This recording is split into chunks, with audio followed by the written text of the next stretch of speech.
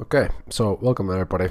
This will be my 2024 sort of fitness recap video where I go through how my running has been this year and gym stuff and other sort of general fitness related things that have happened this year, including like races and major events, etc.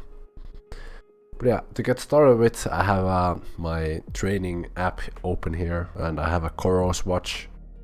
And now, this year, I have worn my Coros watch consecutively for 1 year straight, so I have more data that I can interpret. Because last year, if you saw my 2023 recap video, I had stats from Garmin and also a little bit from Strava, so it was quite confusing to follow. But now I have everything on one place, so it's super easy. But yeah, this year has been very hectic, tons of like work stuff, laziness, you know, ups and highs. Just seeing from that chart alone, it has been very hectic. But the year as a whole was clearly divided into different sections where I did more running than on like other times of the year.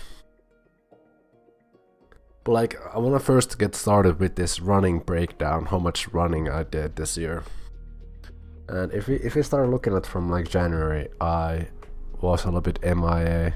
I wasn't doing that much. I was doing a little bit of ice skating, just walking around, a little bit of bicycling. I was doing a lot of gym stuff here. But here, as soon as the snow started melting away, I went right back at the running. I remember distinctly at the very start when I went back to running in like late April, my cardio actually went down quite a bit, because of course it does when you don't train for a while. My base fitness somehow maintained just from like cycling to school and back to home. But anyways, the sort of base fitness really dropped off. Like, I even noticed when I was doing my zone 2 runs that my pace was like 5 minutes and 40 seconds per kilometer in my zone 2 heart rate. When during like peak summer I could do like 445, 450 minutes per kilometer on my zone 2. So I improved almost 1 minute per kilometer in my zone 2 pace throughout the sort of spring ramp up for my marathon, which I will just talk about soon.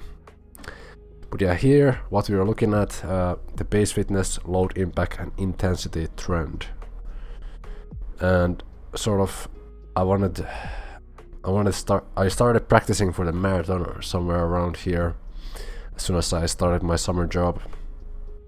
You can see the base fitness didn't start improving that much, but like the training load, the blue line, it started going up quite steadily.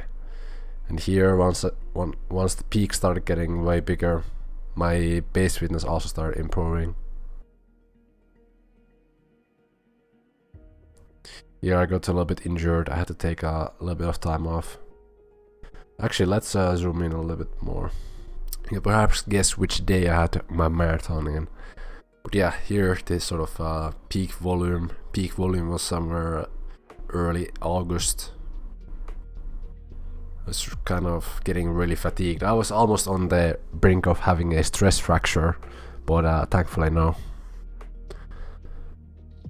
Didn't happen because I kept my training sort of smart. I watched a lot of Steph Scullion videos on YouTube. But yeah, here was my deload week. So base fitness went all the way down to 60, which is what it sits at currently.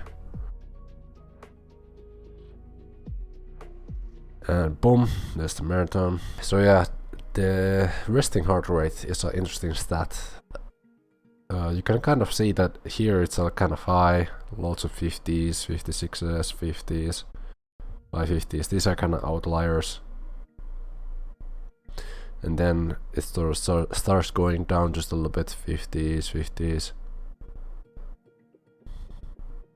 40s. Starting to see a few 40s there. 46 there. 44. But yeah. It's a bad stat because sometimes when you do measurement throughout the day, it can sort of pick up a fake stat for that. Threshold pace from 420 to sub 4. But yeah, here you can see I was sick the last 2 weeks of December, and I have not been running that much because I'm sick. I'm trying to recover right now. It's really unfortunate. Here's my weekly training load, what it looks like, what it recommends, and what I've done. So here you can see I almost overtrained. No, training is here and the race is right here. Yep. Okay, so you saw that. I want to go over a little bit over the activities that I've done. So yeah, let's start going throughout the year now. I didn't do much running here at the very start of January. Few runs. February. Yeah, March here. You can really see like how slow the pace was. Like you can really see. Let's do like heart rate with the pace, so you can actually see how slow this was. In March the base fitness wasn't really there. I wasn't conditioned at all, and I was just putting on more weight from like doing a lot of weight training and bulking during winter time. Also apologies because I sound a little bit sick throughout the entire video. But yeah, we're like 540, 520. I already like pushed past zone 2 right there. Also take some breaks here because I had so little stamina that I had to go for this miniatures breaks here. I couldn't even, in March I was so out of shape I couldn't even run at the like constant pace there. Now getting back to April, doing a little bit of small volume, nothing too insane. Now if we go to like May sort of started to pick it up again. Let's do elevation and heart rate. So yeah, another 8-kilometer run. Pace is really slow for zone 2. I did a lot of zone 2 training this year, around 520. Yeah, that's the workout here. What you see is 200 meters with 400-meter rest. I don't know how to quite analyze track workouts yet. GPS tracking here wasn't too great, as you can see. But yeah, I did a few track workouts also. But yeah, you can see that there's a lot more training volume starting to happen at the start of June. Weather is really good. I have a lot of time off work. Also did a little bit of biking this year. Did some amount of tempo workouts also, so tempo runs with a faster pace, a little bit higher heart rate. So here's another run, 16-kilometer run. Kind of slow pace, grind it out, a little bit of a long run. Well, here's a little bit harder track workout that I found from June. So these are 800s with 400 rest. So 800s, the pace is not really there. Like I'm really lacking in the speed department. My speed is well, you can't really see that well on the GPS watch either. But 800s are around 420. I wasn't that fast in June. The pace just wasn't there.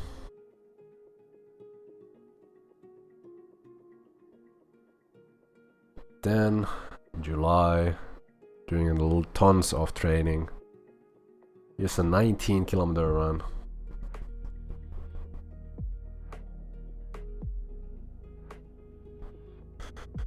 So very steady when shopping here. Zone 2. But now you can see my zone 2 pace is starting to improve quite a lot. Like, I've been putting so much volume over the past 2 months here that in the preparation for the marathon, like, the volume was getting very good. My zone 2 pace is starting to be around 450 now. 450. I'd say my higher end zone 2 taps out like 159. My watch says it could be 161, but it's better to go a few beats lower than higher with in terms of that stuff. Yeah, 450, 450. Look, this is a downhill section, presumably like 430, 430, around 154, 4 beats per minute. 440. My marathon pace actually ended up being around 440 or 437, something like that. 440 around zone 2, 440, 445. Very steady 19-kilometer run. So yeah, that's tons of training load. That's already like 1/3 of my weekly training load. These were like back to back.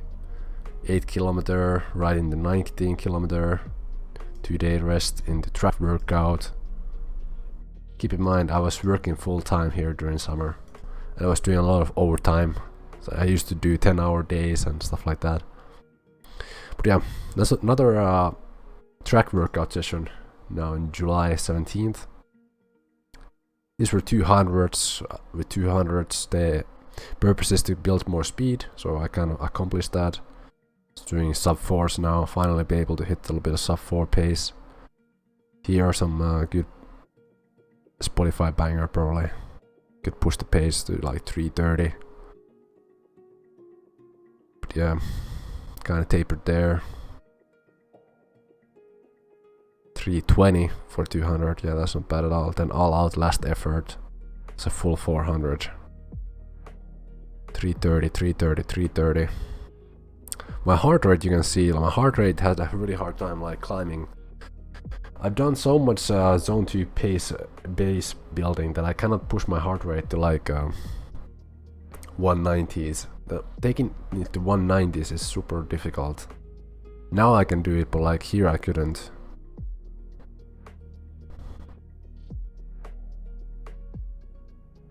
But yeah, this was insanely good workout. This was a really good workout in terms of my preparation for the marathon. After that, day after a track workout, riding the 10-kilometer run, where average pace is 447. So this is right in the marathon threshold pace. Let's see in terms of heart rate. Steady heart rate, steady heart rate. It's a steady run, zone 3 kind of effort. 430, 430 on 153. So yeah, you can see that my sort of training is paying its dividends here.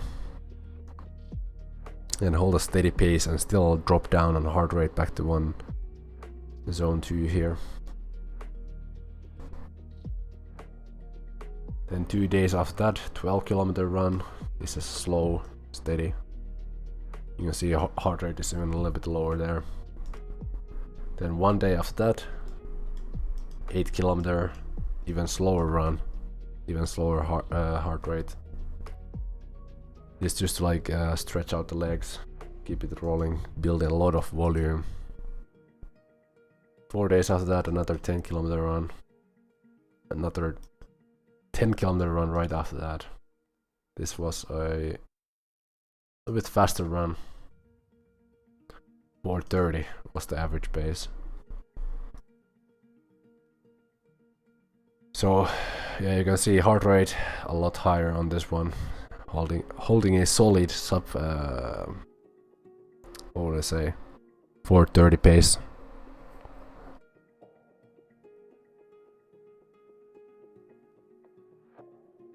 Yep. 1 day after that, do a slow, very slow, 517 is very slow heart rate also indicates that. Sort of recovery run, 6.5k. One day after that, 20-kilometer weekly long run. This actually went kind of well. Heart rate in order to pace. Very steady. Fully in zone 2 except a few peaks here. Pace 430. Kind of fluctuates.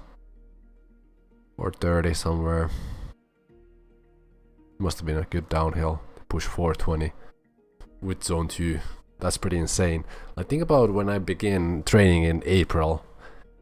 I had to like take breaks whenever I was running 5 minutes and 40 seconds per kilometer at like 160. Here I've improved like over a minute. That's insane.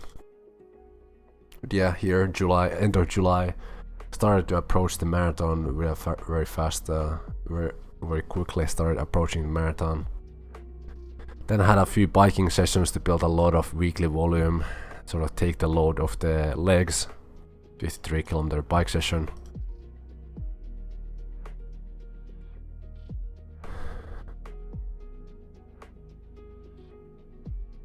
Okay, this was pretty insane. 13-kilometer track workout. Last day of July. Let's see, this perhaps was 800s. Hold on. Yeah, this was 800s with 400 rest. So yeah, first 800 is kind of slow. Steady 404, or flat. Or flat. Heart rate kind of in the lower zone 4. Maybe the high end zone 3. Kind of ramped up here, probably GPS stuff related there. 4 flat, 4 flat, 4 flat. These dotted lines here are where I take a short break to like eat something or drink something. And a few sprints here at the very end. 13-kilometer workout, VO2 max. Then 26-kilometer run. This was one of my longer runs of the sort of season. 26-kilometer run. This was very good and very beneficial for like training for a marathon. It was really worthwhile doing this. So steady, zone 2 once again. Chart doesn't tell you that much, but you can look at the splits here. Tons of 5s, few 4s. It's a very hilly section. Like if you look at the elevation on this one, like look how much elevation there is. Wonder how much entire total elevation 220 and total descent 220. So this trains the legs for different kind of conditions. Because I knew the marathon was gonna be quite flat because it was run in Helsinki. So yeah, 26 kilometers. One day after that, 8-kilometer recovery run. One day after that, another track workout. You don't need to look at that. Now we're in August, so this is the sort of last week of shaking things up for the marathon. The marathon was like 26th or something like, no, 24th, my bad. Biking, taking more sort of a load off my legs, getting them fresh for the marathon. Yeah, this was my sort of last really hard effort that I wanted to like try out before a marathon. Like I wanted to like see what kind of paces I could hold for how long. But it was a 14-kilometer run with the average pace of 440, which turned out to be kind of close to what my marathon pace ended up being. So we begin here. Heart rate climbing above zone 2. Holding 440, 440. You can see in the splits here, 440, 440. With 160, 160 heart rate. So it's sort of the very sort of peak of zone 2, 440. But this time a little bit more of a steadier pace. Then we have the marathon itself. Helsinki Marathon, huh?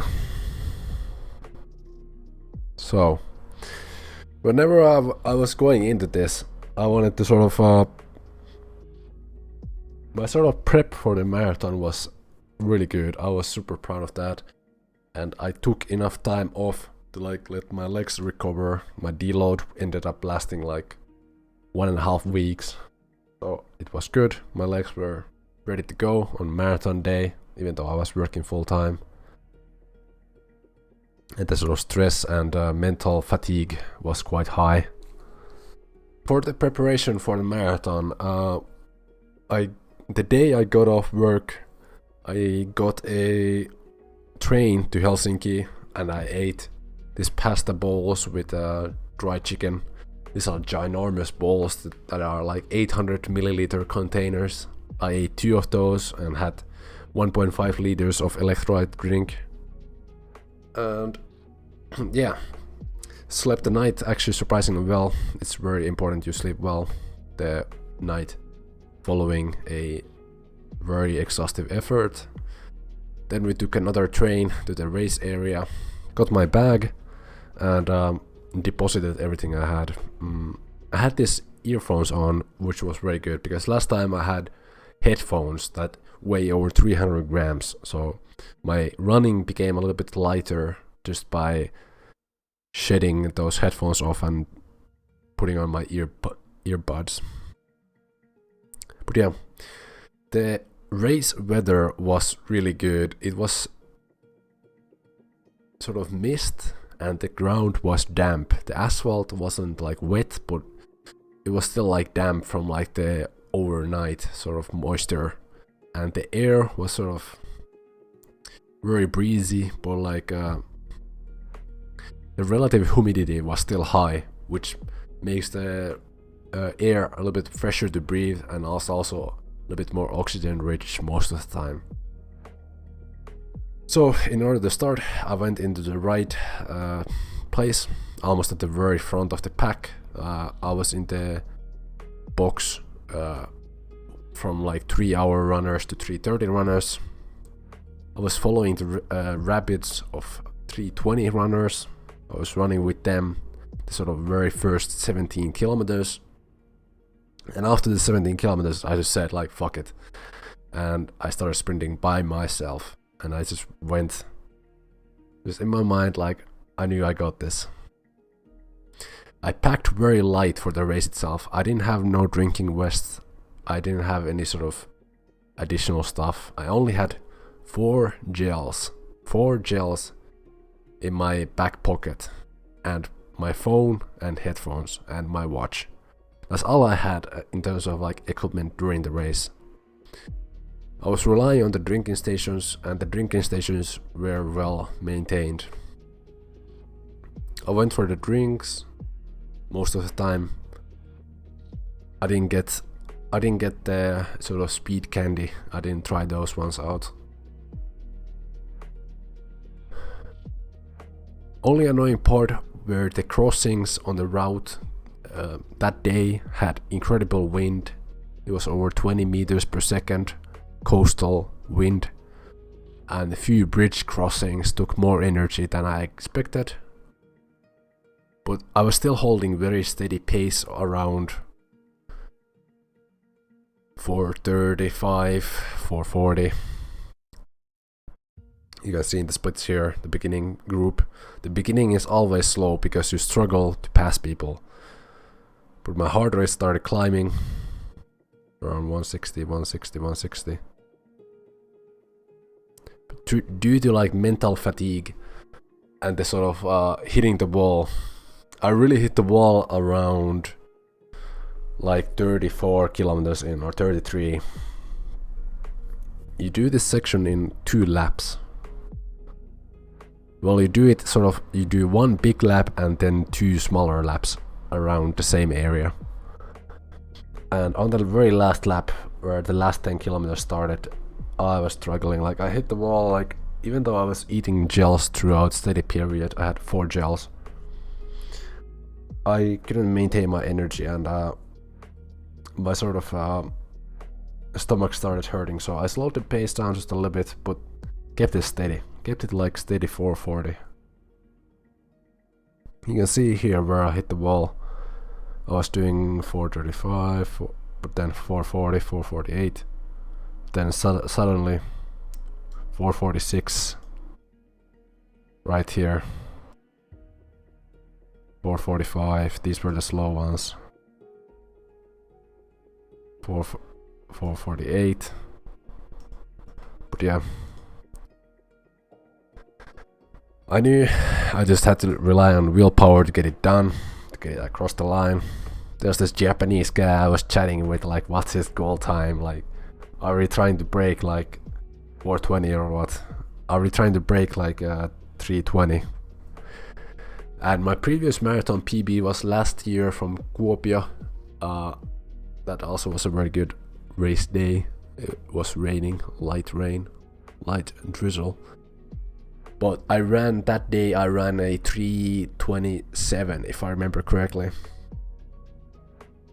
So yeah, this year I finished the race with like real time ended up being like 3:16 if I remember correctly. 3:16 was my sort of not the net time but the actual real time. And I'm really proud of that, like considering how little ramp up I had throughout the year and how much my base time lowered. I'm really happy with 3:26, and you can see like from my face that I gave it my everything in the last straight right there. The race was really well organized. There was a lot of people running and very crowded sections at times. But yeah, the cheers are really big and keep you really pushing forward. But yeah, after the marathon I get a slight mental fatigue because I don't know what to do. It was the only event I sort of planned for the year. So like a few days after that I do a recovery run, 7 kilometers. Then I took some time off, went to my parents' place, did some bicycling, a few walks. Back to running in September. September also back to school. So yeah, back to school it was. Few light runs there. Tons of biking because I bike to school. Nothing notable really throughout the year. Nothing notable like here. But yeah, I can talk about the other race I did this year. So yeah, I knew I had another event called Punkaharju 10 kilometer. I made a YouTube video about it. I got my 10 kilometer PB there. I never raced a 10 kilometer before, and it came out of the blue a little bit like a week in advance. Like I got asked because I'm in the coalition of this event, part of the sort of people who put it on, discuss about it. So I got asked like if I could film some footage for the race, and I just said like, yeah, sure, why not? So I went there and did the race. 10 kilometers was very tricky. It's a super challenging condition, but I still sort of succeeded in my honest expectations. My goal was to run a sub 42, and I did. Ran a 41:44 according to the watch. Seems about right. I think it was like 47 by the official result, but still very happy about the result. This section is really hilly. You can see the elevation profile here. Total elevation and descent equals to like 150. Big incline here. You can see like how the pace slows down. I explained in the YouTube video how I ran the race and what was my race strategy. But holding very steady for around 4:24, something like that. Heart rate pushing quite high on the heart rate, 180 something, 183. Average pace 4:14. Average heart rate 170. Yeah, this race was really good. I think I could have gotten a faster 10k time if it was done on a flat section. Also, you had to be cautious of your feet slipping. What also has helped me tons throughout this year has been like taking the recovery way more seriously.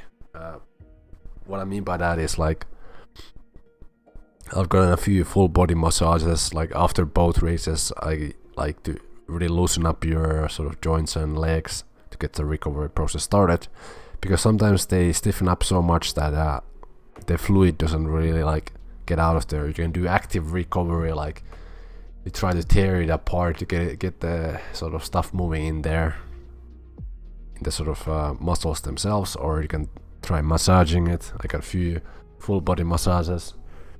Also, like just foam rolling way more. Like the importance of foam rolling is just so important, man. Important that you take your recovery very well. Even though I was working full time and then I went back to school, I still achieved a lot of things. And it's all about like how you attack things. What really also helped me was do other forms of cardio during like a little bit during the winter time, even though it's not really reflected on the load impact or load training. Was doing like a little bit of like in the gyms those erg machines like rower, etc. Also like the biking that you saw. I did a lot of biking to school and back, but also like those longer bike sessions. I did like over like 500 kilometers of biking this year. But yeah, here you can see some of the longer bike sections. I did 50 kilometers, 50 kilometers, 50 kilometers a few times, just in the preparation for the marathon. Then some other stuff. A few touring laps with my friend. Also did another 50 kilometer I didn't record with my friend. Just like sort of chatting along, going slow. Like you can see in the average speed, it's not quite high. Nor is the heart rate really. The heart rate is kind of low. It's sort of very easy, but it builds a lot of stamina. Depending on how you do it, of course.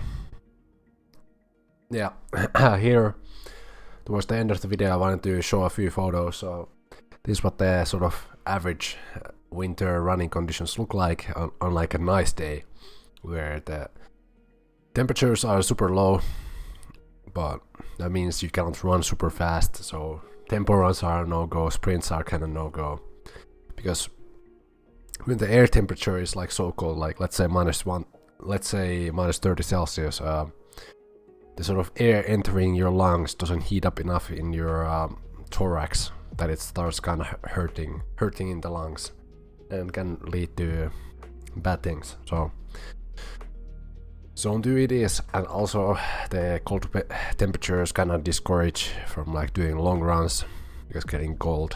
So only kind of short runs every now and then during winter time. But like the following winter or the current winter, I will perhaps do a bit more running. So yeah, here's another one.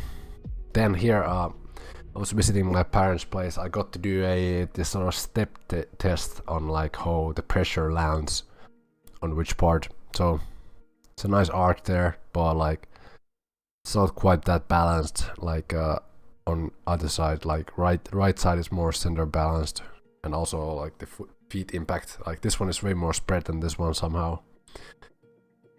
It doesn't tell you much. It could be like how you did the result in a day. But yeah, also got my body scan there. Doing body scans every now and then. I also got a smart scale for myself, so it measures body fat too. It's gonna be good for tracking process on how much I'm eating and stuff like that. Then I had a lot of supplements I have used this year. I already ran through this creatine tub. I have a new tub. This one is already empty. Yeah, this is empty. This is almost empty. So this Black Friday this year, I ordered 2 kilograms of additional protein. So I'm good for the next year. And I still have these 2 left because they are heavy pre-workouts, and I'm trying to wean off extremely caffeinated products. So yeah, this sickness has given me a good opportunity to do so, to kind of reset my cravings for very high stimulants. But yeah, here's another photo why running during winter time is not that ideal. This local gym, kind of close to my parents' place. This is like a real roid head's dream type of gym. It's the average lat pull down machine. Yeah, just the weights. Yeah, definitely equal weights. Here's a few photos of cycling. I cycled to this one place, where we turned back. It's a very nice sunset there. Also has a cafe where you can, yeah, we went there with my friend during summer. It was great. So here's a photo of us recovering right after the marathon with appropriate beverage, which of course, yeah, I will tell you, it tastes very good. And all additional thing about diet, I forgot to mention that what helped me on my diet this year is not what you see in the picture, but actually having long periods where I actually went sober for like 3 months, especially like during summer. I was just like training and just sober, like they just kind of go together. One pro tip I will give you guys is use alcohol-free beer. Takes the sort of craving away, and it's not that many calories and no alcohol content, so no groggy and recovery stays good. Here's me and my little sister's bikes. We went mountain biking a few times this year. It was great, some beneficial exercise. So yeah, it's a very nice nature park. It's a natural forest, protected forest, so it was good scenery. But yeah, to wash the bikes. Yeah, this is what it looks like when the snow started falling in November. Kind of slippy. But yeah, here's my sort of speed track shoes. I haven't said anything about yet on the video, but here they are. I haven't made a review of these. These are from Asics. I have also another Asics running pair that have seen now better days. They have like over 500 kilometers in them. But yeah, these ones are very good. Did a lot of speed track sessions indoors with these ones. Yeah, this is what the sort of outside conditions look like currently. It's not very fun nor suitable to go running. Can go badly if you don't have studded shoes, and I don't have studded shoes. So that's why indoor running for now. So here's I took a screenshot earlier what some of the Coros app reports my 1k time, 5k. This is a fake 10k time because that's the race that I did, but it's like under measured, so it's not the full 10k on the according to the watch. But yeah, half marathon kinda decent with there's the full marathon time. It's 1 minute short somehow, but yeah. So yeah, here's this year. I ran 1000 kilometers this year, which is not a lot. Like, if monthly average is 82, it's not that insane. According to how many kilometers that's a week, that's like nothing. That's like about 20 on average. But like on these months, it's nothing. Like here, definitely the weekly average is kind of pushing it. Yeah. Almost run every other day according to this. But sometimes when you do warm-ups and track sessions, they go the same day, so it's not quite that good. And that's about it. So here's a few before and after photos in terms of like the gym stuff and how the physique has been forming. This is from January 12th and this is from December 4th. You can see not that much has happened in terms of the physique. Kind of similar lighting, similar physique. You can see my sort of bicep has shrunk perhaps a little bit. You know, running a lot tends to like melt away some of your muscles from the upper body area. Somehow a lot less vascularity in the fingers, which might be good, might be even healthier in a way. Also perhaps not as caffeinated. But yeah, something other about the physique is perhaps like during summertime I went quite lean, perhaps reached like 11-12 12% body fat, and now I'm sort of around 12. Can't quite see the six pack, but like it's getting closer. You can see here perhaps a little chubbier. I was doing my winter bulk here, so sort of the waist sort of trimmed down just a little bit, but like I didn't put on too much muscle because during summertime I was not working out for like many months. I worked out until like May, then sort of did both for a while, but then I realized I have to go all in on running. So Physique kind of made like my sort of front delts non-existent, but like the sort of mid delts, and mid delts are kind of bigger here than here, even though it could be also the angle, the way I hold my hand.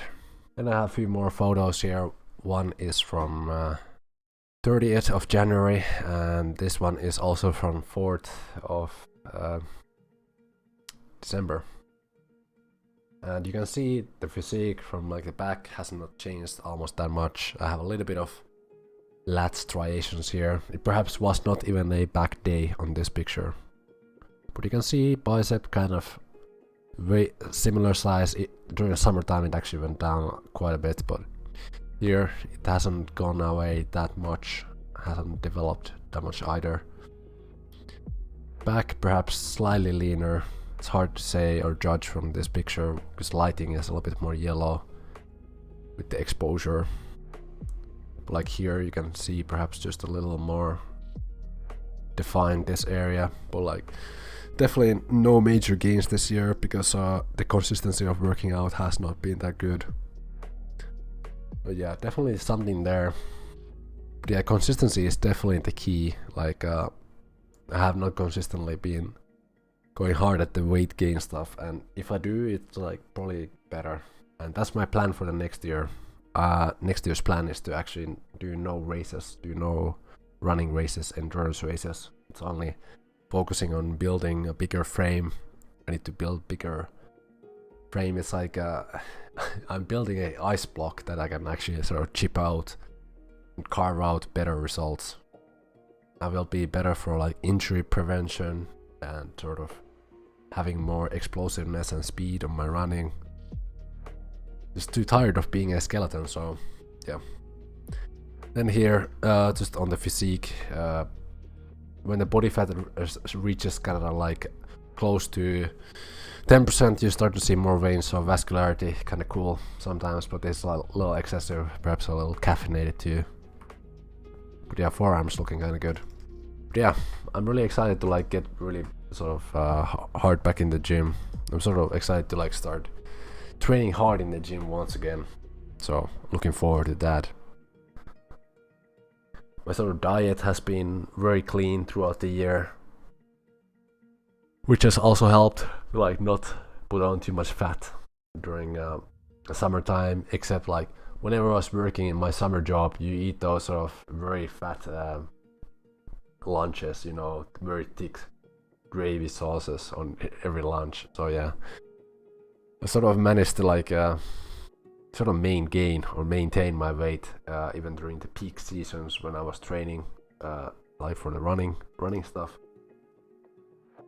And yeah, that's about it. My sort of future goals for 2025, I thought about like not doing any races in 2025.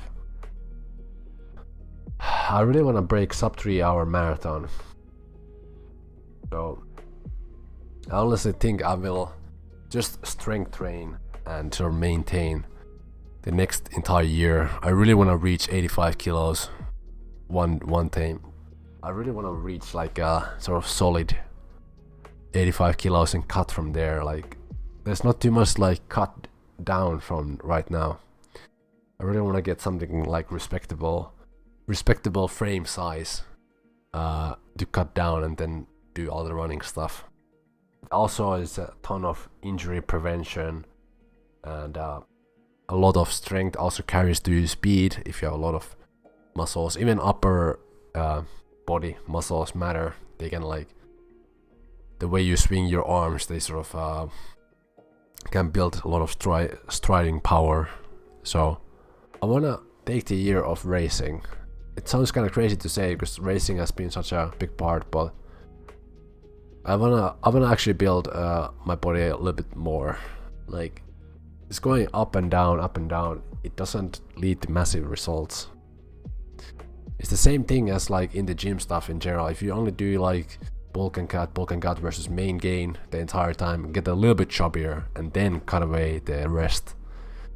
Obviously, the journey won't be as sort of fun because you look a little bit out of shape for most of the time, but then you have bigger gains at the very end. So that's what I'm aiming for. No races next year, unless something comes up. But in the foreseeable future, I really want to get sub 3 hour marathon. Like, I got over 10-minute PB this year, which is insane, but it's so close, like 16 minutes to cut away. It's gonna take a lot, and I also have to train way more do diligently during winter time. Like, I cannot just slack during winter time and just do indoor gym cardio. I will definitely focus on that for next year. But yeah, thanks for watching. These are the future goals for 2025, and until next time, guys, later.